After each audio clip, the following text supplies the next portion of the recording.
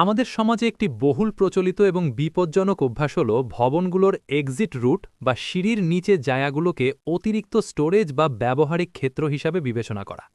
সিঁড়ির নিচে একটুখানি জায়গা, চটজলদি কিছু জিনিস রেখে দিই। এই মানসিকতা আমাদের দেশে একটি রীতিমতো কালচারে পরিণত হয়েছে।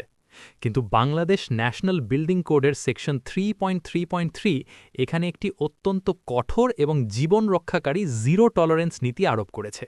এক্সিট রুট বা সিঁড়ি কোনোভাবেই স্টোর রুম নয়, অতিরিক্ত আসবাবপত্র রাখার জায়গা নয়, পরিত্যক্ত জিনিসপত্রের স্তূপ নয়, এমনকি এটি ওয়েটিং এরিয়া, আড্ডা দেওয়ার স্থান অথবা সাময়িক নামাজের জায়গাও নয়। এর একমাত্র এবং নিরঙ্কুশ উদ্দেশ্য হল জরুরি পরিস্থিতিতে, বিশেষ করে আগুন বা ভূমিকম্পের সময় দ্রুত, নিরাপদ এবং বাধাহীনভাবে ভবন থেকে বের হওয়ার পথ বা এগ্রেস।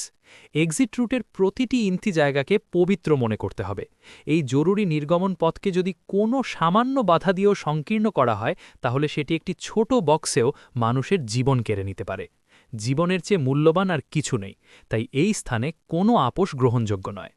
ইঞ্জিনিয়ারগণ এবং ভবন রক্ষণাবেক্ষণকারীগণ, অনুগ্রহ করে এমার্জেন্সির পরিস্থিতিটি কল্পনা করুন। ভবনে ভয়াবহ আগুন লেগেছে, বিদ্যুৎ সংযোগ বিচ্ছিন্ন, পুরো এলাকা ঘন কালো ধোঁয়ায় আচ্ছন্ন। আপনি জীবন বাঁচাতে দ্রুত সিঁড়ি দিয়ে নামছেন।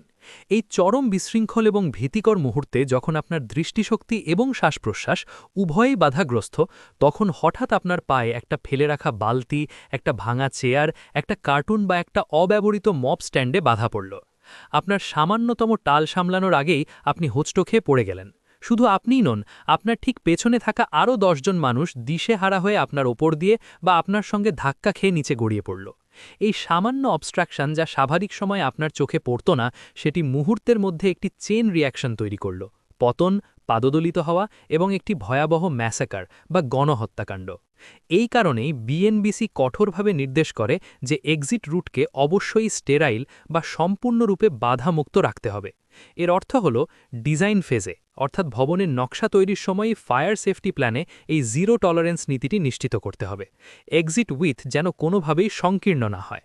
অপারেশন ও রক্ষণাবেক্ষণের সময় এবং ব্যবহারের এবং রক্ষণাবেক্ষণের প্রতিটি ধাপে নিশ্চিত করতে হবে যে এক্সিট রুট যেন সার্বক্ষণিক খোলা, আলোকিত এবং কোনো ধরনের অস্থায়ী বা স্থায়ী বস্তু দ্বারা অবরুদ্ধ না থাকে। সিঁড়ির রেলিংয়ে বা দেওয়ালে কোনো নোটিশ বোর্ড বা ডেকোরেশনও গ্রহণযোগ্য নয়, যদি সেটি এগ্রেসকে সামান্যতম বাধা দেয়।